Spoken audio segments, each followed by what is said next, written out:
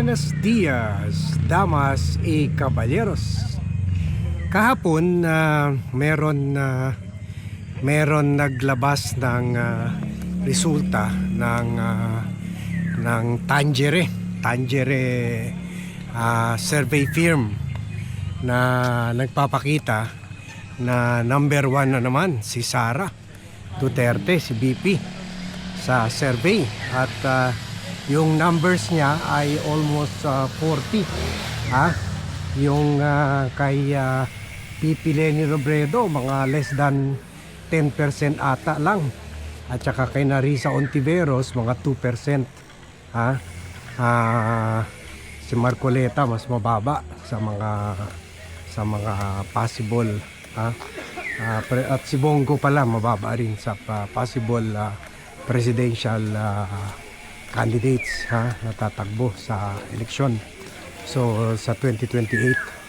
So kumaga masaya na naman yung mga DDS, kuha na naman sila, validated na naman yung sinasabi nila na kulang na lang eleksyon, pero parang in the bag na yung presidential presidential victory. Morning. Morning. Yung in the bag na, kumbaga kuwan na lang, formality na lang yung election, pero ngayon pa lang sinasabi nila tama na talaga kuwan na talaga, panalo na talaga si Sara Duterte. In fact, si Sara mismo nung statement niya, yung true statement na ginawa niya dito sa 1 year anniversary sa pagkakulong ni former President Rodrigo Roa Duterte.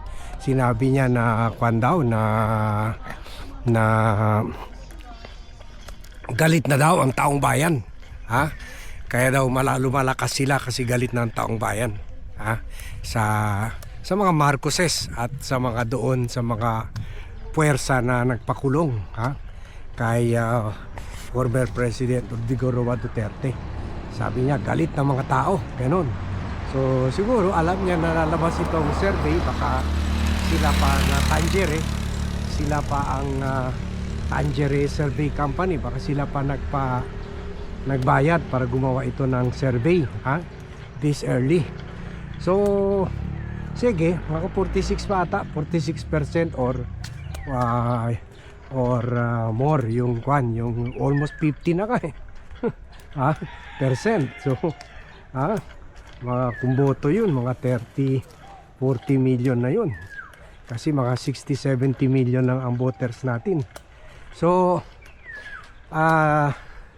dapat ba natin paniwalaan yung resulta na yun or hindi?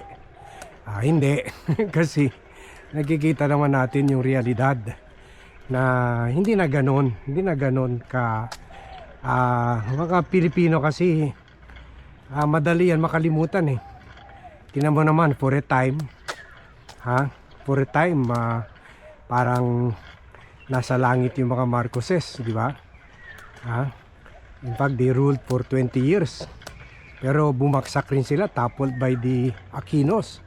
Nung time rin ng mga Aquino, parang very powerful rin sila. In fact, nakadalawang presidente sila. Pero kung nakikita nyo, yung politika, parang seasonal lang. Kumbaga, panahon lang. Nakita nyo naman yung nung panahon ni Erap, yung nanalo siya, siya talaga ang malakas. Ganon naman yan eh. Panahon ni Gloria. So mangyayari rin yan. So, si Gloria, tingnan mo, wala nang political force. Hanggang congressman na lang. Ni senator, hindi na makabalik sa Senado. Tingin niya siguro matatalo siya. So ganon din mangyayari kay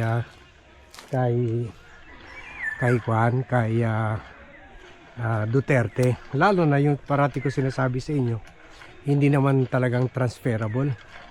yung popularity ni Duterte. Iba talaga yung appeal, yung political appeal ni Duterte, yung dating ni Duterte kumpara sa mga anak niya. Kaya yung popularity niya will not necessarily transfer to the children. Sa kanya lang yun. At ngayon, natanggap na yung mga tao na never na siya makakauwi sa Pilipinas. Kaya nababawasan na yung suporta sa kanya. Lalo partly dala ng desperation na hindi na talaga siya makakauwi dito sa Pilipinas. Kaya na sila, they are moving on, moving forward. Hahanap na naman sila yan ng another candidate to support in the future na malakas, kasi the Duterte ship is sinking, so kaya hindi based on reality itong survey na ito. Ang tunay na survey talaga na totoo ay yung Thai, or sabi ng iba tagay naman, tagay naman or Thai kayo na lang, yun ang tunay na survey. Kasi doon ilan lang nakuha nila na una, yung target sana nila 5 million, pero sabi nakita nila malabo maabutin yun, 2 million na lang daw signature. Yung Thai kami naman, signature drive to force the Supreme Court to issue a writ of habeas corpus para to bring Duterte home. And then lately sabi nila, sige 1 million na lang, 1 million target natin. So nung sinubmit nila during the 1-year anniversary, 160,000 lang. And then sinubukan nila ulit, nagpatulong sila kay Robin Padilla. Senator, tulungan nyo kami kasi may star power kayo. Yun, tinulungan ni Robin, pero nadagdagan lang ng less than 100,000. From 120 naging 240. 240. Sinubmit nila ulit yun this week. Sinubmit nila 240. Malayo pa rin sa 1 million. Siguro meron kalahati doon, manufactured signatures and ID cards. So makikita mo talaga na yun ang tunay. Yun ang tunay na survey na gawa talaga. Kasi sabi nila kinukuha yung ID, government ID, pagkatapos para makapag-sign ka sa Thai kami naman, mag-present ka ng government ID, magpapicture ka, bigyan mo yung telephone number mo. Yun nga, dalawang purpose nun eh. Yung mga tao na meron na sila telephone number, yan iba-blast, mag-text brigade later on kung kampanya na. Iko-convert nila yan, yung mga nag-sign na yan, iko-convert nila yan, mga campaign managers sa mga lugar-lugar nila, kung saan man sila, kung nag-sign sila sa Ilocos, kung nag-sign sila sa Iligan, kung nag-sign sila sa Iloilo, kung nag-sign sila sa Zamboanga, kung nag-sign sila sa Davao, kung saan man sila, kukontakin sila ng mga bata ni Sara Duterte. 240,000 din yan. Marami rin yan. Pwede mo lahat yan 240,000, baka convince lang sila ng kada isa ng mga 100 katao to support Sara. Malaking bagay na yan, So, pero yun nga, kahit may star power pa ni Robin Padilla, hanggang 240 plus na talaga, 243 ata ang kaya nilang buuin, and that is still very very short of the 1 million.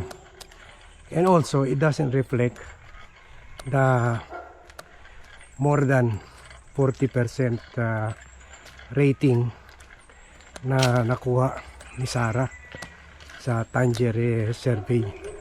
So dito makikita natin na wala, sa sariling survey nila bumagsak sila. 240 plus, bumagsak sila. Kaya wag na natin panimalaan yung Tangier survey na yan. Kuha na lang yan, another mind conditioning naman ginagawa nila na malakas pa rin si Sara. But that is all an illusion. Okay, so yan yan ang take natin, yan ang reaction natin, analysis and commentary dito sa Tangier survey. At ang tunay na popularity or the lack of it rating ng mga Duterte. So thank you very much everyone for watching. Thank you very much for joining me in this vlog. And see you in my next vlog.